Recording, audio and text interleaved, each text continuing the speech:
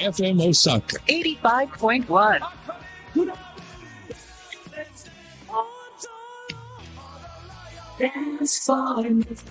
母ちゃん、あんた、踊らぬかい。 FM Osaka Osaka. Take it easy 9月12日金曜日夜8時になりました。こんばんは。あかねクラブ、今週も FM 大阪のスタジオから、ほんで、ダンスティーブ、アバンギャルディをプロデュースしている振付師、あかねでーす。はい。皆様いかがお過ごしですか？はい。先週はですね、先週の土日は、はい。アバンギャルディのライブありました。アバジャム。はい。このライブはですね、アーティストの皆さんとコラボするライブとなっておりまして、大阪、東京と土日に開催しました。はい。お越しくださった皆様ありがとうございました。このあかねクラブでも毎週ね、告知させてもらいまして、はい。本当にたくさんの人に来ていただきました。ありがとうございました。皆さんいかがでしたか？はい。ちょっとね、この収録がですね、本番前なんでね、実際、どんな本番を迎えたかは、ちょっとわからないが、わかっているのは、いや、ちょっとやばかったんだろうなっていうことですね。はい。今回はですね、大阪は、高橋洋子さんと島田珠也さん、そして東京公演は高橋洋子さん、関口メンディーさん、そして、シークレットゲストに、コロッケさんに出演いただきましてですね。いや、もう、すごいんですよ。もうさぞ、大盛り上がりだったこと間違いなしっていうか、もうそれも、これもちょっとね、ちょうど今、リハーサルとかアーティストの皆さんとリハーサルも終えて、もうそれでもちょっとこう、心がワクワクして、緊張感もあってみたいな。それを感じながらね、最高の本番が迎えれてることを、今現在は祈っております。はい。ということで、まあ、そうですね、このアバジャムの話もちょっとしつつですが、先週はというか、そうですね、もう2週間は経たないが、この9月の頭にはですね、レッツ Q の、はい、MV も公開しましてですね、これだから、ちょっと前に、2、3週間前もう1ヶ月前ナイトテンポさんと一緒に来てくださいました。VJ やってくれてます。山ちゃん。聞いてる？山ちゃん。山ちゃん、こう、ヘビーリスナーですか？あかねクラブ。聞いてくれてるかな？山ちゃんにね、MV 作っていただきまして、めっちゃお気に入りの、言うてない。お気に入りの、最高の作品ができたんです。もう、すごいんです。この話もちょっとね、この後、おかっぱトークでもできたらいいなと思います。もう、めちゃくちゃいっぱいね、イベントとかもあって、もう、そう、8月の話も全然できてないくて、今、9月12日です、もう。はい。まあでもちょっといろいろ、今日できる話をたっぷりお届けしちゃいますね。そして、番組のどこかでは、元桜坂46の小林さんからの、ソロプロジェクト、ユースティからのメッセージをお届けいたします。はい、ということで、本日の1曲目はですね、やっぱりもうアバジャムでコラボした曲をね、今日はじゃんじゃか流します。じゃあまずは、高橋洋子さんからの曲でございます。高橋洋子さんがリクエストしたみたいな。高橋洋子さんで、魂のルフラン。はい。FM Osaka 85.1.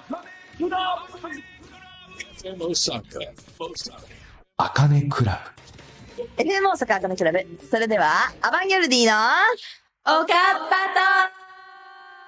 ということで、今週はこのお二人が来ています。自己紹介お願いします。セーラーバンギャルディと、モカバンギャルディです。よろしくお願いします。はい、ということで、はい。はい。先週は、はい。ずっと言っておりました、アバジャム2025、2025、はい。2025かもしれません。その辺はちょっとあまりよく決まっておりませんでしたが、はいアバジャムね、初めましての、ライブ、アバジャム、終わりました。終わりました。言いたいところなんだけどね、今収録現在終わっておりません。そうなんです。はいダメです。直前でございます。はい。はい、直前でございまして、はい。ちょっとド緊張しております状況でございますけれども、まあなんとかね、今、お聞きになられてる皆さんはですね、きっと見に来たよという方もいらっしゃるだろうし、なんのこっちゃっていう方もいらっしゃいますが、はい。改めましてね、このアバジャムというライブはですね、アーティストの皆さんと、アバンギャルディがコラボするライブとなっておりました。はい。はい。で、大阪、東京ともにですね、高橋洋子さんに出演いただきまして、そして、大阪公演はですね、島田珠代さん、しかも、さらには、吉本新喜劇の吉田豊さん、座長にも、やばい。はい、出演いただきました。はい。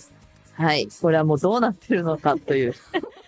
そうなんですよね。ちょっと、この内容はですね、どうなってるのか、ちょっと今現在私たちも、ちょっとどうなってるかわからないので、ね、そうですね。絶賛リハーサル中ななののでで、。まあ実際本番どうなってるかはわからないので、また来週あたりに、はい。本番を終えた来週あたりにちょっと、どうだったかっていう感想を自分たちで言わせてください。はい。で、東京公演はですね、高橋洋子さんと、そして関口メンディーさん。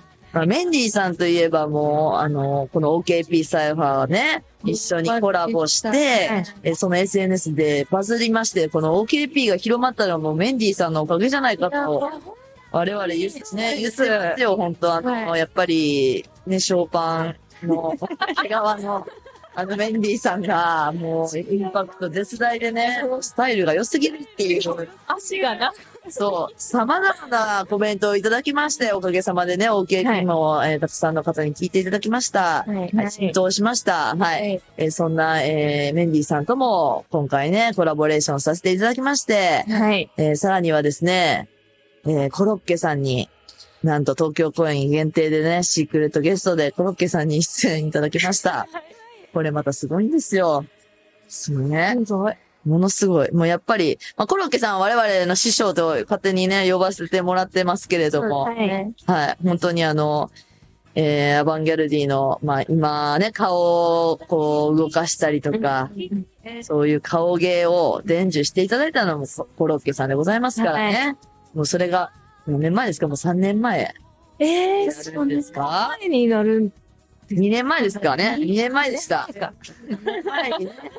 はい、お世話してから、まあ、こういう形でね、ゲスト出演していただきました。まあ、ちょっとそういうことで、まあ、コラボレーションのライブだったんですけれどもね。はい。まあ、どうでしたかということなんですよ。はい。いや、まずは、まあ、高橋洋子さんね、両日ともに、はい、出演していただいたんですけれども、どうでしたか？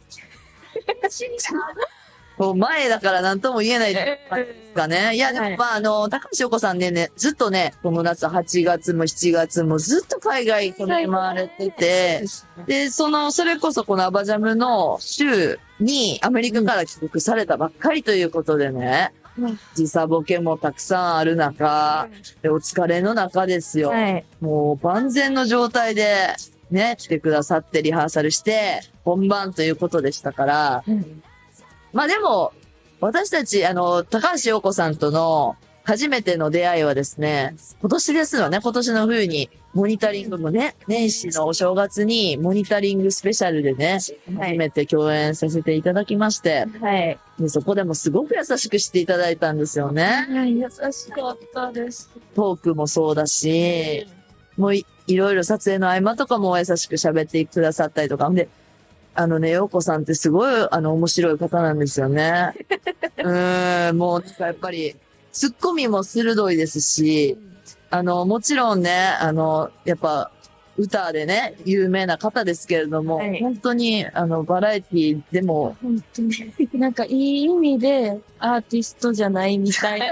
もうそのレベルは確かに。本当にね、してしまってるから。めっちゃ優しいし、優しいよな、なんかもう。優しい。本当にただただ優しくて、面白くて、もう大好き。なんかそのモニタリングの時に、衣装早着替えはいはい。曲中に早着替えがあって、それを脱がす重大な役割を私もかがやってて、その時もすごい心配してくださって、なんか大丈夫って。あんたのこと心配したんじゃない？脱がせたの私の衣装みたいな。そっちかもよ。先輩が、違います。すごい優しいなと思ったんですけど、そっちか。そっちの場合もあるのかもよ。ちょっと。ちょっとこの、バレたんじゃないなんか頼りないで。見た目で思われたってこそのとは。可能性もあるけどですよ。でもまあ、でも優しい。声かけていただいたんだ。ねありがたいですね。はい。はい。まあで、ちょっとそういうモニタリングでこう出会ったっていうこともありましてですね。はい。モニタリングの演出のような形で、ちょっと、パクリと言うんですかそうですね。まあ、そうなっちゃい。ようこさんを、客席の中に紛れ込まさせていただきまして、はい。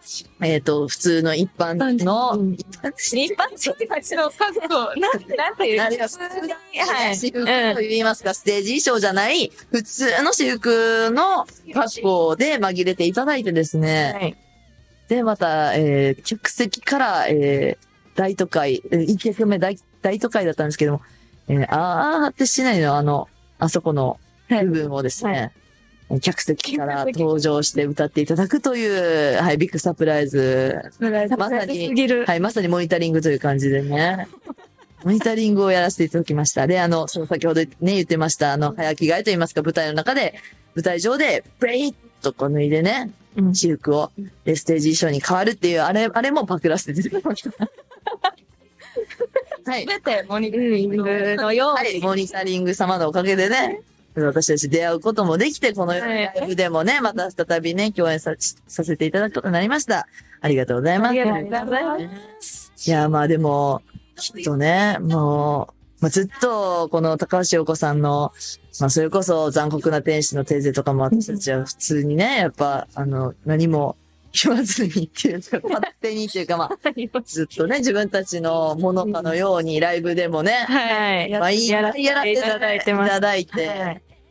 そう、だから、こうやって、生歌でね、ようこさん生歌で踊るっていうことは、やっぱもう特別ですからね。ありえないから。ありえない。やっぱなんか今、うわっと思った。今考えたし、もうほんまにこの暫定ね、残酷な天使のテーゼめちゃくちゃもう大好きなんですよ。もうほんまに昔から。この歌を生で、ほんで自分が作った振り付けも入れて、とんでもない状況ですからね。すごい。本当に。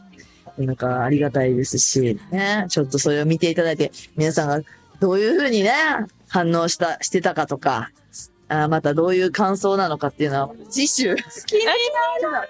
だからもう本当次週、また、ね、どんな風な、だったかとか、また言いますね。はい。はい。まあ、とにかく、りょうこさんに、まずは両方とも出演していただきましたということでございます。はい。じゃあ、ここでちょっともう一曲いっちゃいますか。ちょっともうね、まだまだ話足りないんだけど、全然、りょうこさんしかも話してないんだけどね。まあちょっとここで一曲ということなんで。はい。じゃあ、もかさん。はい。今回、はい。アバジャムで、はい。高橋洋子さんとコラボさせていただいた、クリスタルキングさんで大都会です。はい。どうぞ。ちょっとだから、まあなんて言ったんやろな、もう。来週もさ、本番後の話もあるから、まあここでまあ、ちょっと一旦ね、まあちょっと、さらっとじゃないけど、今のリハーサル状況を踏まえて、はい。要するに、島田珠代さんと関口メンディーさんとコロッケさんとね、リハーサルを、まあはい。してきまして、どうでしたかっていう。いやもう、これはだから、私たちにとってもね、なかなかやっぱアーティストのご本人様と、リハーサルをするのも今回だから初めてね、そうですよね、大体ね、こうやってライブのためにするっていうのは、どうでしたか？いやー、やばすぎて、はい。皆さん。うん。で、玉代さんに関しては、はい。毎回、全力で顔を、も顔、う、全身から、うん。もう、面白い動きっていうか、そうですね。ぶっ飛んでるんですよ、全いや、部が。それはもうみんなご存知の通りですけれどもね、玉代さんといえば。まあでもそれを、リハーサルでも本当に、そう。全力で笑かしに来るんで。いんですよ。そうですね。はい。いや、もう私もほんまにあんなに涙流したのは、初めてリハーサル、真面目なリハーサルの現場で、もう、なんていうんですか、まあ、基本的には玉屋さんに、オーダーとしましては、好きなように動いてください。っていうことで、今回 OKP サイファーも、踊っていただいたんですよ。ね、難しいダンス。ね、あんなに難しいダンスなんですけれども、踊れないですって最初言ってあって、いや、まあ、そう、確かに難しいですけれども、玉屋さんスタイルでいいので、お願いしますそうですか、できないと思いますとか言いながら音楽かかったら、スイッチオンスイッチオンやな。とんでもない動きをされてたんですね。まあ、本当ご存知の島田玉江さんの、パンティーテックスとかいう激しい動きとかの動きだったり、なんて言うんですかね。まあ、こう、腰回りをこう、動かすような動きだったりとか。いきなり床にそういう感じ。入るんで、はい、そうなんですよ。這いつくばるなど、で、いろんな方向に行くなど、もう、ちょっと、奇想天外。もう、想像以上の、規定列なダンスをね、リハーサルされておりました。だからね、これ東京の皆さんは見れてないんですよ。はい、大阪公演限定だったのでね。これはちょっとぜひ皆さん、ちょっとまあ、全員に見てほしいなと思うぐらいなんで、ちょっとこれ映像化希望ですね。いや、ほんとにね。パンティーテックスもやりました。はい。玉屋さん、一応、玉屋さんが、もう振り付けされてる本元はね。だけど、やっぱ、いろいろ難しくてですね、玉屋さんの動きは。だからちょっとこちらでアレンジしながらもやりましたけれども、まあ、あれも一回だけしかできてないんだということで、ちょっともう、あれは、衝撃的なね、ショーでしたからね。ちょっとこれもまた来週お話します。そしてまたメンディーさんともね、はい。OKP サイファーもそうだし、メンディーさんの楽曲マンデミックも披露しまして、ちょっとこう、アバンゲルディのいつもとは違ったかっこいい雰囲気もお届けできましたかなと思います。日本語がしょできましたかな。はい。で、メンディーさんともね、ちょっと対決コーナーとかもありまして、はい。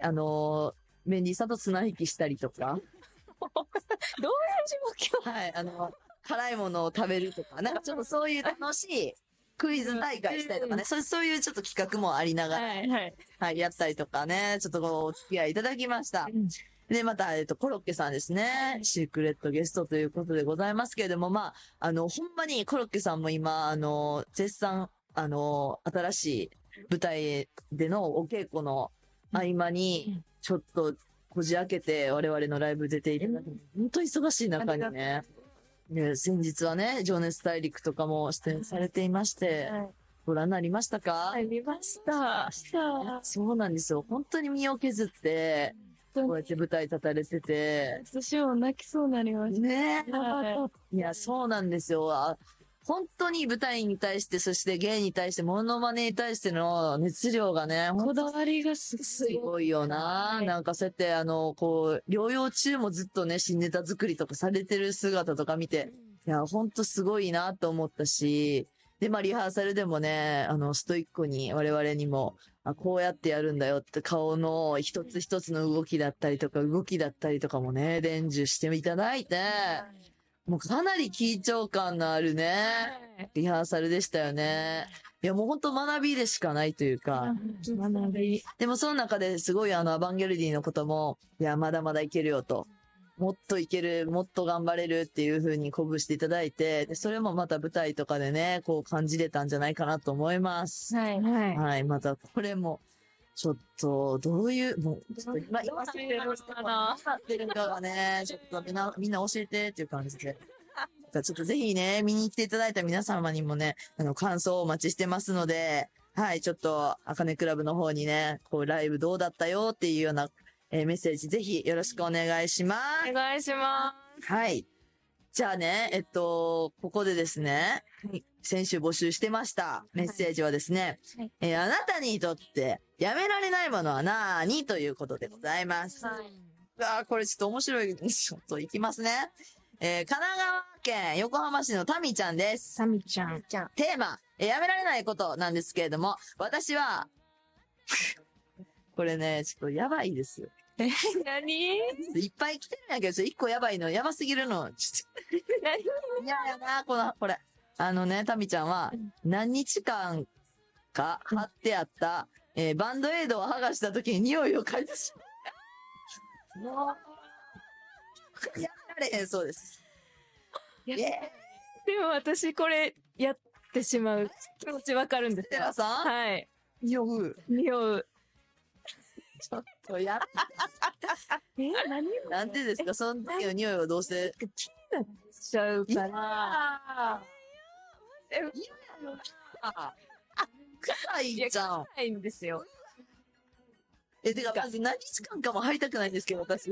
ああ、私、数時間に一回変えたいわかります。汚れるし。なんか、キスパーパッドとかは、なんていうんですか、ずっと貼ったらダメじゃないですか、あれって。いやいや。そう。もう、やめてくだダさい。ミちゃんさん、わかります、私は。わかないで、こんなの。りますよ。ちょっとね。じゃあ次行くね。はい横浜市のケータックさんかなこれ、ケータックね。動物に話しかけることです。家の向かいに飼われている牛家の向かいに牛横浜市やのにマジで毎朝ね、その牛におはようと挨拶して、ほんまかよ。野良猫に元気いい天気だねと声をかけ、海外出張で出会った鳥にはハローと話しかける。で対応して皆さんもそういうことありますよね。ありますないよな。かな。どういやー、ないな。いいですね。いや、でもね、うちのメンバーのね、のっさんはね、野良猫にそういやね、とかずっと言ってますよ。あの人。もう、通りすがりになんか、みたいな、なんか、怖いんです。テレパシー。なんか、わからないです。猫語喋ってんのかなわからないけど、怖いですよ。ね。いやまあちょっと我々はないかな、これは。ない。ないですね。じゃあね。これもすごいっすけどね。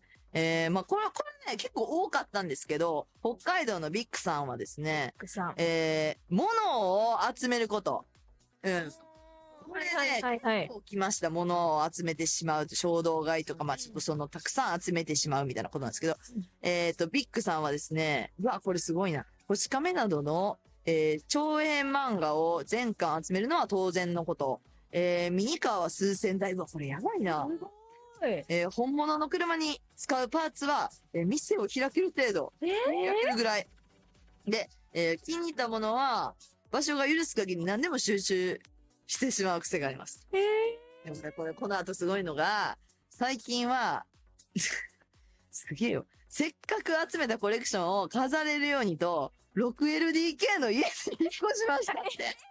そのために引っ越したってことですよ。いやいや、だから、まずね、この集める時点でやっぱね、お金持ちですよ。これはどう考えても。部屋作れるぐらいだから、でもすげえよ。だから 6LDK の家に、だから、どっかの部屋は、このコレクションを置いてるみたいな部屋があるってことでしょ？いいな。ほんで、また北海道ですから。相当でかい家ですよ。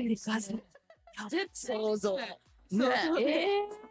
で、もちろん、アバンギャルディのグッズも専用のケースに入れて展示してます。皆さんは何か収集癖はありますかって。私、岡は、シール集め。やってるんですか？また流行り。なんか、でもな。100均とか行ってもそうですし、もうなんか、とりあえずシール売ってるところに行って、で、わざわざ買っちゃうんです。でもこれは、なんか今最近はね、なんかまたシール交換がどうとか言って流行ってるじゃないですか。私もそんな100億年前からやってますよ。確かにイメージある。私すごいですよね。私といえばもうシール貼りの女王。もう特技シール貼りなんで、ね。とにかくシールをすごく、こう、センスよくて、まあ自分で言うのもなんですけども、はい。うまく可愛く貼ることができます。めっちゃ可愛い。スそうよケジュール帳とかめっちゃそうな可愛い。アナログなんで私はやっぱスケジュール帳、こう、デジタル化してないんで、はい。持ってる手帳派なんですけど、はい手帳の表紙を毎年ちゃんと可愛くデコるっていうのをやっておりまして。可愛い。そう、だから私もシールはですね、結構いろんなジャンルのシールを集めてバラバラに貼るのが好きなので。大量にあります。同じくです。はい。だからそれで言ったらマスキングテープとかもめっちゃ集めてる。あはい。これも尋常じゃない。なんか段ボールに入ってます。ー。すごい。はい。ちょっとごめんなさいって感じです。うんもう、海外とか行ったらやっぱ可愛いシールが多いんで。あー。じゃあ買っちゃう。確かに。うん。セイラさんはありますか収集。収集癖。あ、でもやっぱり今でもガチャガチャ回しちゃう。どういうジャンルのガチャガチャやるんですか？うわ最近は、まあ、クレヨンしんちゃんは好きなので、はい。あ、クレヨンしんちゃんのガチャガチャをやっちゃう。やっちゃったり、あと、なおにゃんって、なおにゃん。うさぎとか猫ちゃんのキャラクターで、名言を書いてるキーホルダーみたいなのがあるんですよ。うん。なんて言ったらいいんですか？家書いてる。名キーホ言ルダー書いてるんですよ、そこになんか。疲れてるから無理みたいな、そういう名言が書いてて、そのキーホルダーもめっちゃ好きなんです。まあでも私もガチャガチャ好きなんで、もうでも最近はやってへんね。そんなイメージあります。なんかみんなが入り出したらちょっとなんか、聞いちゃった。で、私なんかリアル系が好きなので、リアルなやつのミニチュアはいはい。のものを、今もう家に、棚にね、あります確かにありますね。集めて、同じですね。だから私も展示タイプ。あ、一緒一緒いや、そう、だからまあ、誰しもがね、ちょっとこのものを集めたくなるのはありますよね。だから結構その他にもですね、堺市のハチアバディママさんも、これすごいですね。アニオタの頃、アニオタやってたんや。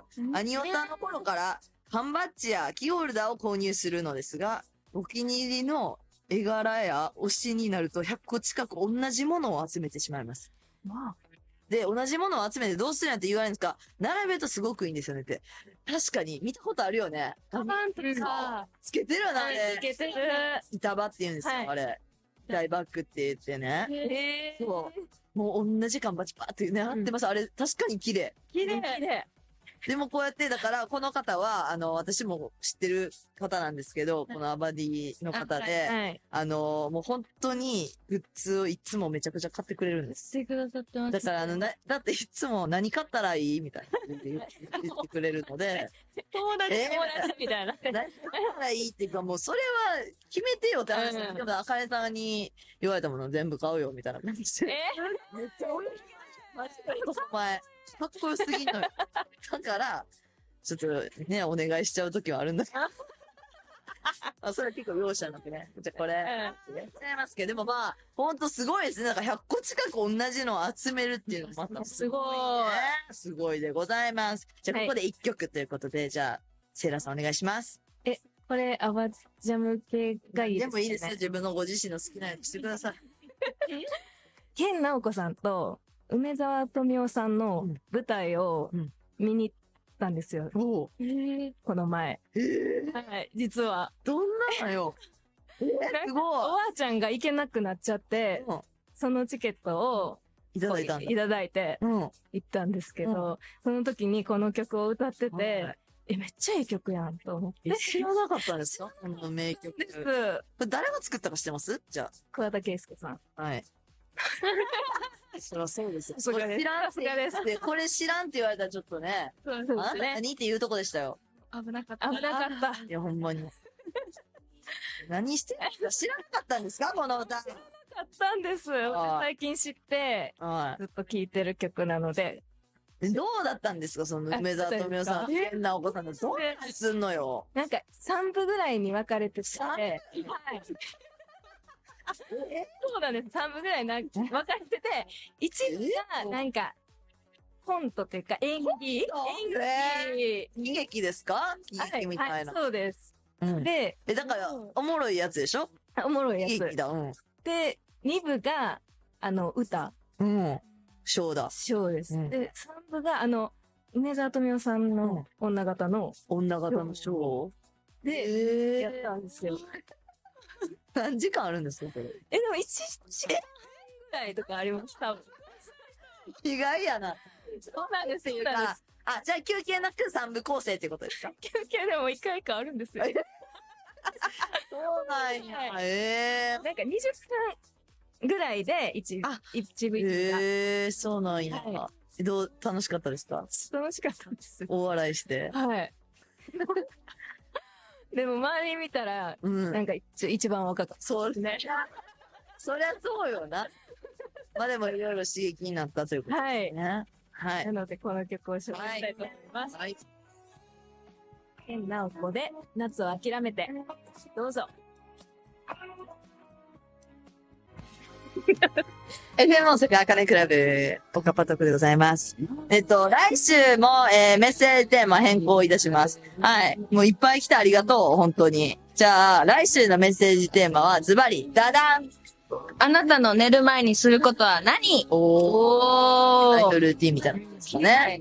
もかさんは私は、まあ、もちろんお風呂なんですけど、寝る前に当たり。お風呂なんですけど、はい。そ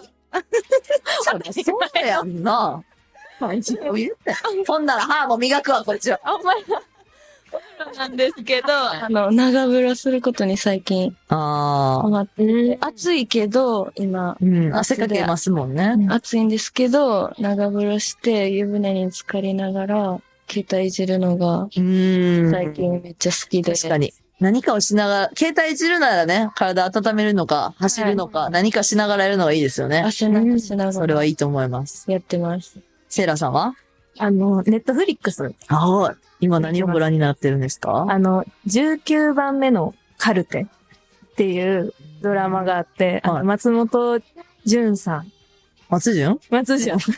誰と言ってなんか、みたいな。松潤か。はい。はいはい。松潤さん。主役の、主演のドラマで、誰松潤さんね、嵐ね。はい。主演のドラマで。なるほど。はい。面白いんですかそれ。面白いです。おすすめ。おすすめ。おすすめだそうです。おすすめで。はい。ということで、皆さんも、寝る前にやってることあったら教えてください。FM 大阪のあかねクラブのメッセージフォーム、ポチッと押していただいてですね。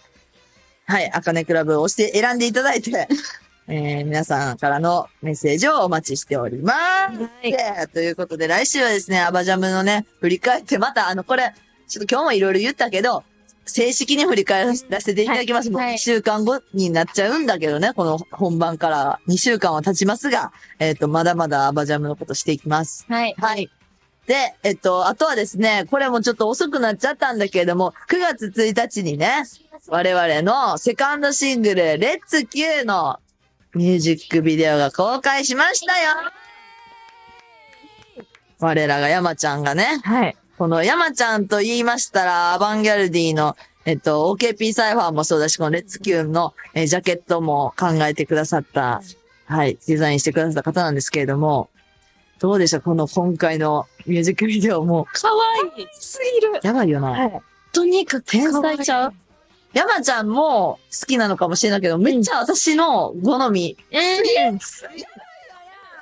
もう私に好きなものが全部入ってる。みたいな。めっちゃ私っぽいよな。じゃあかねさんっもうぽい。私がシールとかで貼ります。いろいろ柄がさ、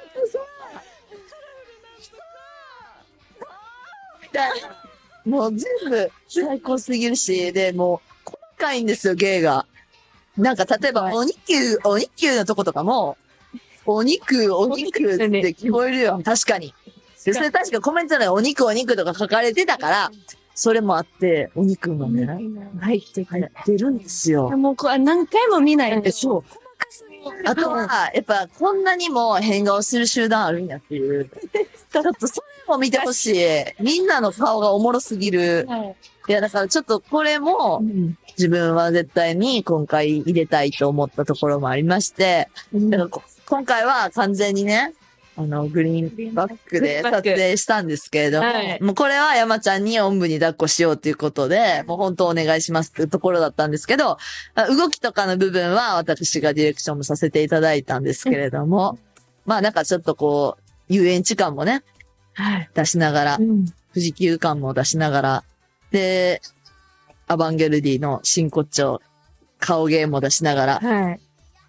まあちょっと、いろいろね、うん散りばめた最強の MV になっております。これはもう絶対見てください。なんか真似されそ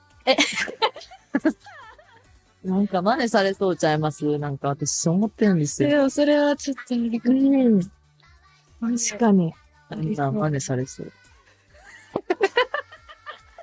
でも、とにかく、本当に、池爆池の、もう、カリスマの、ね、すごい素敵な MV になっておりますので、もうコメントもじゃんじゃんお待ちしておりますお。待ちしております。してます。はい、ということでございます。いや、もうね、あっという間のお時間でございましたけれども、はい。はい。告知ありますか？ 9月15日、はい。月曜日3日ぐらい、1、2、3日ぐらい。はい。5周年感謝祭 in ララポート愛知統合にアーバンギャルディが出演します。イェーイ。イェーイ。出演時間はお昼3時半から50分の予定です。皆さん来てください。おい。でねー。そして、9月20日土曜日、21日日曜日、長野県白馬村で開催、白馬マウンテンフェスティバル2025にアバンギャルディが出演します。皆さんぜひ遊びに来てください。はい。アバダムは、先週終わったんですけれどもね、10月、来月ですね、来月の月末にはですね、ゼップニュー台北でね、アジアツアー、はい、ございます。はい全4公演、台北の方で、ショー、ライブアバンギャルディのライブするので、皆さんそちらもね、海外公演なんで、またちょっとね、日本のライブとはまた別の、ちょっと違ったね、はい。激アツな、でしかもまたこれゼップなんで、またちょっと、いつもと違ってスタンディングなんですよ。そのライブもちょっとやりますんで、はい。皆さん、絶対に来てください。はい。ということでございます。ということで、今週も盛り盛り盛りさんで、おしゃべりしてたら、行列回ってませんけれどもね。はい。ということで、今週のカッパトークは、モカとセイラでした。ありがとうございました。じゃあ、お別れ2曲。アバンギャルディセカンドシングル、レッツキューです。どうぞ